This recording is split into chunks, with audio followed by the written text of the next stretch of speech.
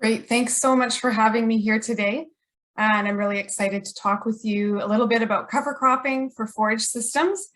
I'm a research scientist with Agriculture and Agri-Food Canada. Up to this point, my research has actually been based out of Swift Current, Saskatchewan, and I've done a lot of research on the prairies, but I have recently relocated to the Fraser Valley, BC, so I'm excited to start working more with people in this area of the world as well.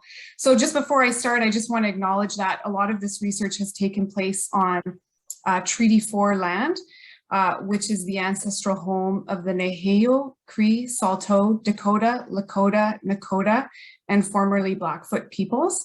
And where I'm currently living is the traditional ancestral and unceded territory of the Stalo First Nations and the Coast Salish people, and a numerous number of First Nations groups and Indian bands that called this their home.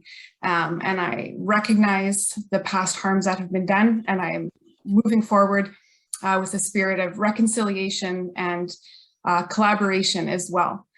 So today I want to start out by talking about first just a brief overview of what cover crops are. I know that can be a bit of a loaded term in a way, and a lot of people use them for different reasons or different meanings. And so I want to just talk about what that actually means to me, or in this context. So cover crops are typically not grown for a cash outcome. And that's sort of by nature of their name, is that they provide benefits to the soil, particularly by covering them. So they're really helpful for reducing erosion, sometimes conserving some soil moisture. And there's been, particularly recently, a lot of talk about a living root that can remain, adding homes for various soil microbes and fungi. And we also see nutritional benefits for following crops and for the soil. The phrase green manure, that can still mean a cover crop, but these are crops that are high in legumes and that are particularly acting as fertilizer because of those nitrogen fixing benefits. You also may hear the phrase polycultures or cocktail mixes. That's actually where a lot of my research sort of started out in this area, was specifically related to growing multiple crops together in mixture. So that can be, for anywhere from 2 species up to, I've talked to farmers who are growing like 18 things together or more, which is probably very extreme. And I'll talk a little bit about that. But that's what some of those phrases mean if you hear us, or myself or others using that. So cover crops can be grown at different times. This is a really interesting point, especially for those of us in Canada. Often cover crops are grown in the shoulder season. So following a cash crop, these can be seeded sort of late summer, early fall, or sometimes grown in the very early spring. So it can be fall seeded and then maybe survive through the winter and can be harvested or used in the spring. Typically, the work I've been doing and what might be a little more common is an all-season cover crop that's actually included as part of a rotation. And cover crops, depending on when they're growing, where they're growing, how they're growing, they can have various termination methods. So I just grabbed a few pictures off the internet, so showing different mowers, a roller crimper there in the top figure. Herbicides can be used, and then various, depending on when it's terminated, either if someone directs seeds back into that, residue, or if it's left over winter to break down. Again, the options, there's really a lot of them. In the introduction, you heard the word intercrops, and intercrops are usually 2 or more crops grown together, but usually sort of spatially distinct. So in the picture I've shown there, this is oats and peas growing in separate rows. That's not always the case. They can also be grown combined. And often when I think of intercropping, I think of it a little more again in a cash crop setting where you could then harvest those crops and you would be able to separate them out, whether that be by seed size, or by timing or height of the crop. There's lots of different ways there, again, which you can manage these. The last term I kind of want to talk about is relay cropping. And this is when 2 crops are planted on the same land base, but on different dates. So you could have one crop that is harvested first, and then a second crop would come along that would have a later season maturity, perhaps growing underneath another crop. So for example, like a corn with some kind of ryegrass that's being sort of growing in the understory and then can later be used. So that was a very, very quick introduction to a lot of different phrases and types of farming, and I'm guessing some of you have used these or know people who are. Today I want to focus, and particularly in our context of forage work, is to look at these cover crops in a forage system. What's really nice about this idea is that you could grow these cover crops or polycultures or, you know, relay crops, whatever they may be, and gain some of those benefits for the soil, that cover, that nutritional boost, but you can also have the economic benefit of harvesting these as feed for livestock. And so when we're talking in a livestock system, the ways that they can be used as feed is also a lot of different options. They can be directly grazed, they can be swath grazed, they can be baled depending on what's in your mixture. Similarly, they can be silaged. And there's all sort of variations on that theme. So I'm going to touch on a few of those different things this evening, also recognizing that we can't cover all of those in the time that we have. So what I do want to talk about is I'm going to focus on just sort of what I've been learning through my research over the past 5 to 8 years, looking at these forage crops. And I want to talk about them in terms of their productivity, nutrition and ability to graze these crops, and then some of the soil benefits, perceived and real, that we are seeing through some of the research we're doing. So this might look very different from the areas you farm in. This is our research farm in Swift Current, Saskatchewan at the Agriculture and Agri-Food Research Station there. A lot of my work has been done on small plots. As you can see, this is one of my trials there in the background, but I've also taken this research on farm and worked with other collaborators to kind of look at things in a broader scale and in an applied system as well, which is really important, I think. So let's get the ball rolling and talk about productivity. So I'm just going to jump right into it with some notes and some ideas. What we can, and I'm going to also, I will say a lot of this is focused on these mixtures, these diverse mixtures. And I didn't point this out when I showed you the slide of the different magazine articles, but this is really popular right now. There's a big momentum for regenerative agriculture, holistic management. And one of these things is to represent the idea that increased crop diversity can provide some benefits, some resilience perhaps to stress. If you have, 5 things growing together and one thing fails, there still might be 4 things that grow. Whereas if you have one crop growing and it fails, you might be out of luck. So when we look at these mixtures, we also want to know then, are all of these benefits actually there? And what I have found is that mixtures can improve your biomass production, caveat in some cases. If you have a really dominant productive, and again, I'm talking annual systems, I should have specified that too. It might be hard to beat a really productive corn crop, for example, but over some of these other less aggressively large crops, mixtures can really actually provide some biomass production, which is really nice for a forage system. Also, we can see some benefits just to having more species in that mix. In this figure, I promise I didn't tilt the camera. You can see if you look at the oats in each picture, so on the right of the screen is an oats monoculture, and on the left of the screen is an 8 species mix that included a couple cool season grasses, a couple warm season things, so I believe it was corn and millet. And then we have legumes, peas and hairy vetch, and there were also some brassicas, so like a turnip and a radish. This was an extremely nutrient stressed site. I hadn't fertilized it in 3 years. And what you can see is if you look at those oat seed heads, they're definitely above the horizon in that picture when they're in the mixture versus when they're in monoculture. And that's sort of the direct productivity benefit of having those legumes present. They were fixing nitrogen, they were adding nutrients back into the soil that the other crops could use. So it's just like a really simple example of some of those benefits. Obviously, as with all agriculture, your production of these diverse mixtures and these diverse annual forage crops is going to vary with your weather, climate, and site conditions. And this is just an example, again, from Swift Current, where we had an extremely dry year in 2015. So if you look on the figure here, I'm just going to look at my other screen to show my cursor.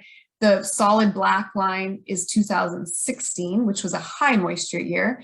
The large dashed line is 2015, which was a below average moisture, particularly in the spring. It picked up late season.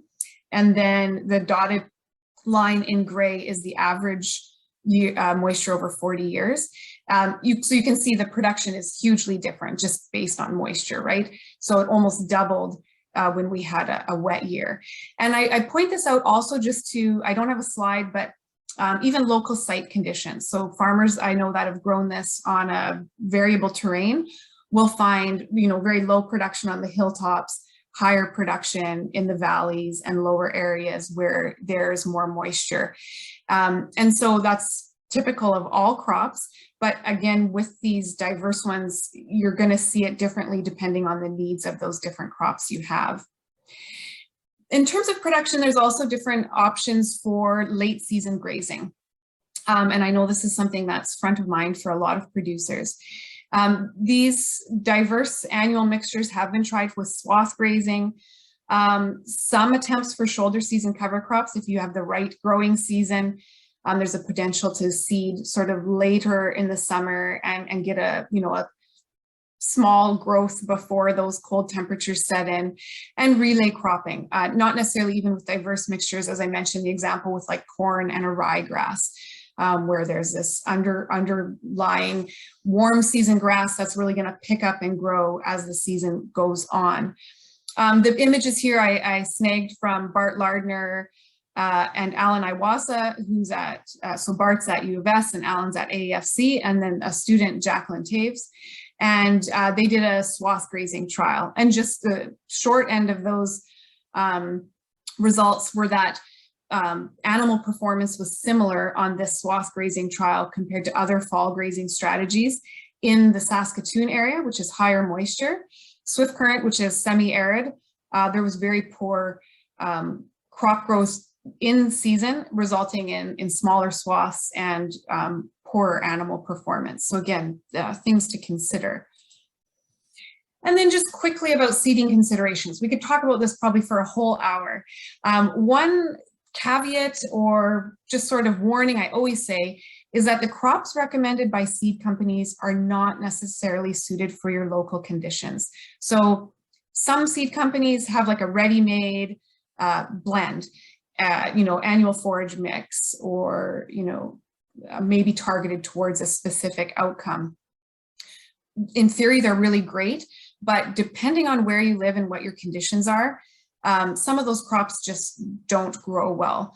So, and again, it's going to depend on the year and the season and all of those different things. So just keep that in mind. My advice is always talk to someone who's tried them.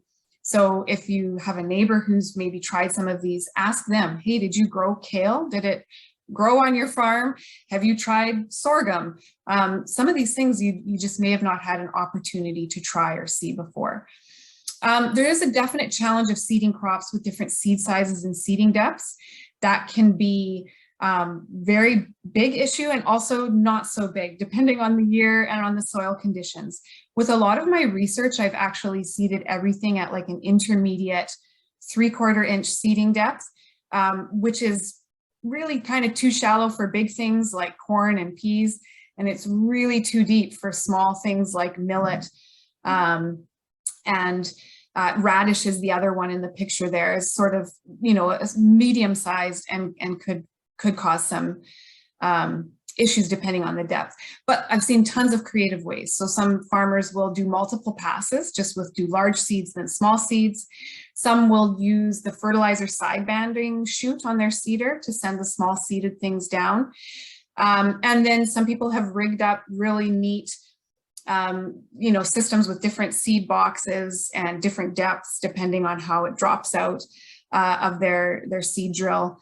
And then also just, I've also again seen just dump it all into a tank, let it fall where it may, and sometimes it can grow really well. All that to say is the selected seeding rates that you put into your mix are not always representative of what comes up. So just be aware how that might further down the road affect the nutrition of your mix, and just the production and competitiveness of that mix as well. Weed control, I put under production because to me, this is just sort of a direct outcome of growing crops like this. So the first thing I got really excited about is that some of these annual forage crops actually are like excellent for weed suppression. So some of the brassicas like radish and turnip, they have really big leaves, they're aggressive growers, so they quickly can outcompete weeds. Barley and triticale also can show strong weed suppression, and all of these ones I'm listing here also have the potential for allelopathy, which is that idea of the plant actually producing root exudates that deter other plants from growing around them. So in some systems, I've actually seen a reduced amount of weeds when these crops are grown. However, next point, weeds can easily get out of control. And when you have a mixture that includes grasses and broadleaves, of course, you have no chemical control to fall back on. And the picture here is a really sad picture from one of my research trials this past year in 2021 when we were experiencing a drought. And you can see the crop is actually, this was a 8 species mix. And you can see there's some oats and barley. Right in the center here is probably a radish. And then everything else in that quadrat there are weeds. So we have a terrible problem with kochia. And lamb's quarters here, sort of this bluish green one. And they really can get out of control, and it can really significantly impact the following year as well. If they go to seed and they set that seed bank, you can be spending some time trying to get that under control. One other quick side note is that some actual cover crops may be weedy. So hairy vetch is a very commonly marketed legume. It's nice because it's kind of got a fine leaf, it's high in protein, but it's marketed typically as an annual. It's really more like a biennial, and it will come back the following year. Again, not a problem if you're in a system where you don't mind a little bit of other things growing, especially if it's a forage system. But if it is going to be seeded back to a cash crop the next year, a hairy vetch in particular has a super variable seed size, so it can be really hard to sort out of your grain as well. And then here's just some more visual examples of the concerns we saw in swift current. This was in a grazing trial.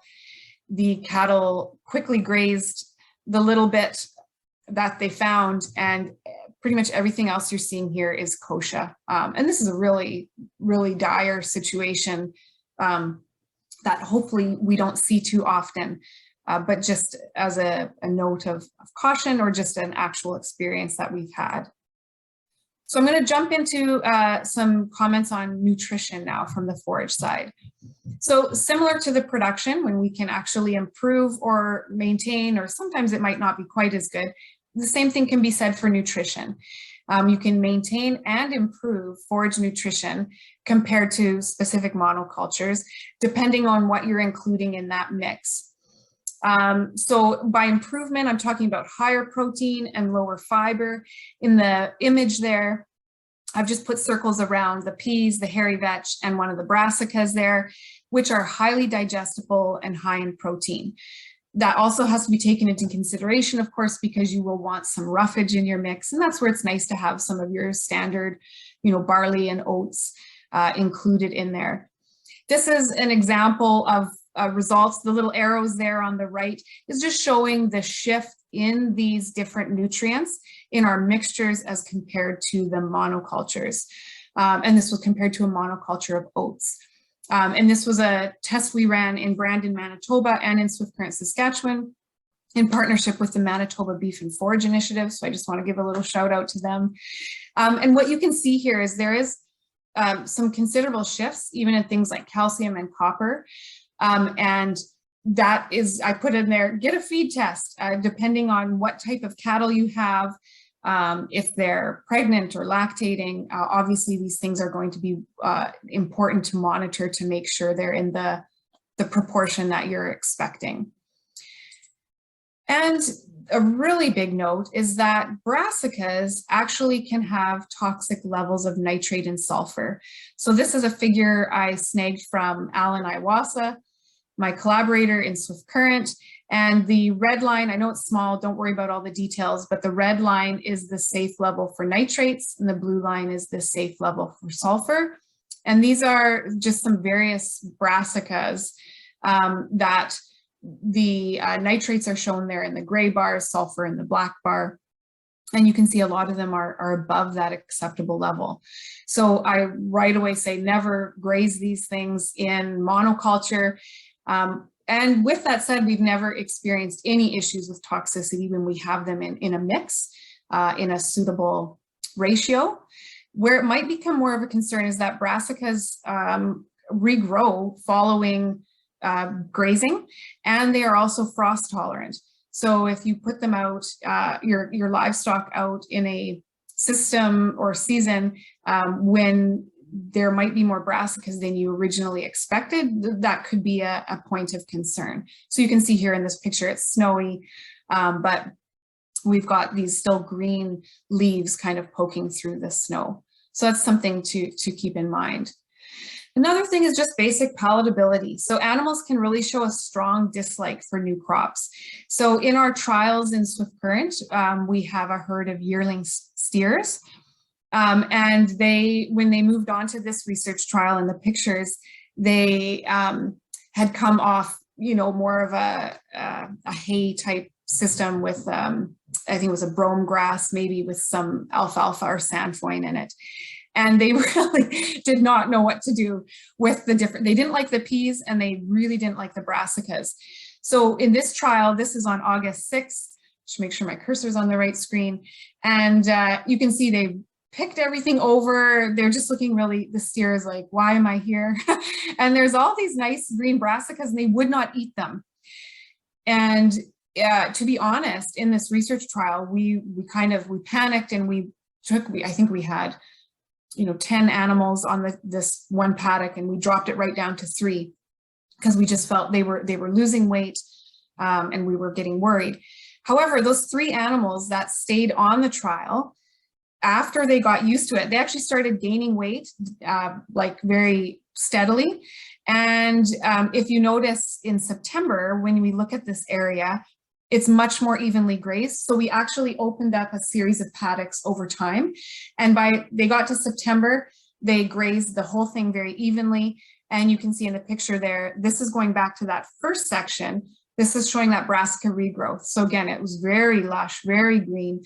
And there's probably 2 reasons for this. One is that they gained some familiarity and comfort, not comfort, but you know what I mean, a little bit of knowledge of those new crops, but also brassicas do shift in palatability. They apparently get sweeter as the season progresses, and especially after a frost event, they will change and become more palatable. Quick side note, a producer I was talking to in Ontario mentioned that they had a cow-calf herd that had been grazing diverse mixtures, had no problem with the radishes they had in their mix. And then the next year, I can't remember the timeline, suddenly they did show kind of an aversion to them. So there might even just be shifts depending on soil moisture or just changes in the growing season as well. This might be less of a concern with high stocking rates. So this is one of my on-farm trials. So Dwayne Thompson lives near Kelleher, Saskatchewan, which is near Saskatoon. And his ranch is called 2T Ranch. And he runs a large herd of about 1,100 cow-calf pairs and bulls, and they move together. He has a super dynamic operation where he's integrating annual crops, perennial crops, and really trying a lot of different methods. So it's been really exciting to work with him. So this shows them arriving on the trial on August 9th. And this is, so compared to my plots in Swift Current, which had like, very short plants and everything looks dry. This is on the black soil zone, much greater moisture. And so the growth of the crops was like, up almost to the backs of the cows, and they're in such high numbers, they just get in there, put their head down and start eating. We did see, however, if you look in this picture here, this is the line separating a simple mix, which was oats and peas, and a complex mix, which had 8 species, including brassicas and millet, and a crop called phacelia, which is a kind of a pollinator attractant. And you can see, if you look, they definitely grazed the simple side first. There's a lot more biomass remaining. And this is the same day. This is, 5 hours later. So this is the key with this high stocking rate, though. Once they stay there, they just eat what's in front of them. So by the time they left, everything had been grazed pretty evenly. There was a nice trample down of material that was remaining. And Dwayne was super happy with the amount of grazing he got out of this land base. This also raises the idea of different grazing strategies. So this is again on Dwayne's farm, but this is last year in 2021. When you grow these full season forage crops, there are some opportunities also for twice over grazing. So last year, he grazed it in July when the crop was still, not fully developed, not fully mature. Got a fair bit of grazing out of that area, and then returned at the end of October to graze the regrowth. And this is his son here, and you can see the regrowth is up over his knees. So again, a substantial amount of production that he was able to use twice in that season. So let's talk a little bit about soil benefits here in the remaining minutes that I have. So I think this is probably the area where you're going to hear the most talk about cover crops and about forage cover crops and integrated crop livestock systems. Of course, and I didn't even really get into that, when we have an integrated crop livestock system, the idea is that you have livestock on this annual cropping land that might, through the addition of manure and urea, perhaps, trampling some of that crop into the soil, we have another dynamic addition to just the growth of this crop in and of itself.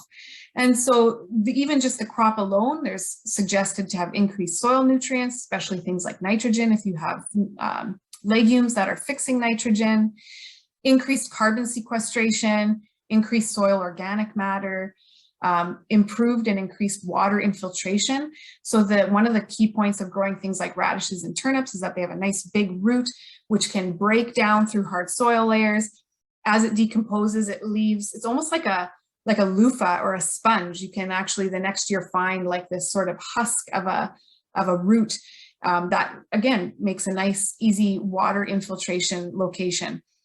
Increased soil aggregation, right? So improved soil tilth and reduced erosion, all of those things are some of the benefits.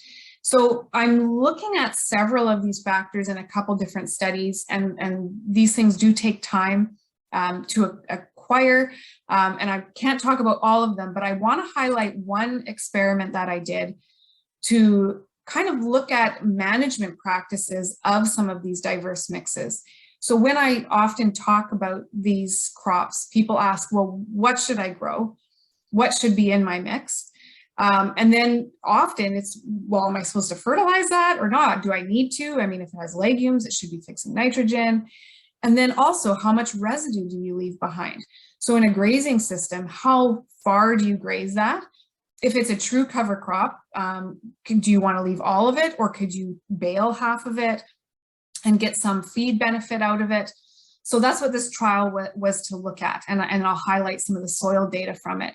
So we had 3 mixes. One I called a balanced mix that had 2 cool seasons, 2 legumes, and 2 brassicas. So I didn't have any warm season grasses in this trial. A nitrogen fixing mix that was just legumes, and then what I called a weed control mix that had a higher proportion of those brassicas. So just oats and peas, and then 3 different brassica crops. 3 fertilizer rates, so no added nitrogen, 60 pounds per acre, 120 pounds per acre of actual N, and then 3 residue levels. Remove all of it, leave half of it, or leave all of it. So I'm just gonna, as I said, I want to highlight a little bit of the soil data. So this was grown in 2018. In spring 2019, so after we returned, those 3 cropping treatments did not impact the amount of nitrates in the soil. So even the nitrogen fixing mix, it was not significantly different. So I don't have that shown here. But what you can see is that the fertilizer treatment, this one is not rocket science, but the more fertilizer we applied in 2018 was still there in the soil in 2019, with the highest amount of soil nitrate under that highest level of fertilizer application. Interestingly, the amount of residue you left behind also definitely increased soil nitrates, and we have the highest amount with the full residue level. Sorry, where's my cursor here? What we did then, this is the next year, we seeded wheat over the entire site, and we didn't apply any fertilizer. So we just wanted to see what was the impact of that previous year's treatment on this wheat crop. And what we see is that wheat yield was also significantly affected by the residue and fertilizer that was left behind or used in 2018. So there was no significant difference between the cropping mix. And you can see as we increased residue, we increased wheat yield, and as we increased fertilizer, we increased wheat yield. And we can link this directly to the previous slide I showed about the level of nitrates. By fall 2019, so now we harvest the wheat, we went back in, sampled the soil.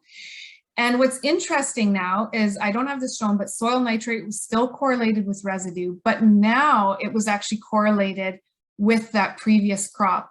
And the highest amount of nitrate was under those crops that were the nitrogen fixing mix. So what this shows is there's a bit of a time delay, most likely, in the breakdown of those residues, and that they're probably providing nitrogen and nitrates throughout that season that we didn't capture in that spring soil sample. So it takes some time for those residues to be incorporated and to break down, and then for these nitrates to be realized. Also, soil carbon, which is in this figure. I know I'm trying not to overwhelm with all the bar graphs, but I know there's a lot here. But you can just at a glance, you can see the nitrogen fixing mix also had a significantly greater amount of soil carbon, as well as a greater amount of soil moisture in the fall.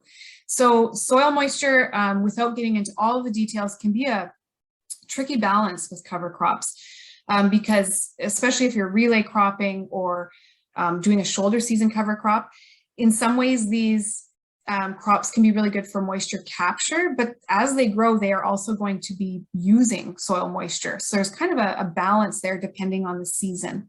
So that's where it's really interesting. We see that impact of the previous crop, not so much on the fertilizer and residue side, but again, a full year later after those crops were terminated. So in 2020, so year 3, we went back one more time and we seeded peas this time across the entire site. Again, we didn't use any fertilizer, we didn't use any inoculant.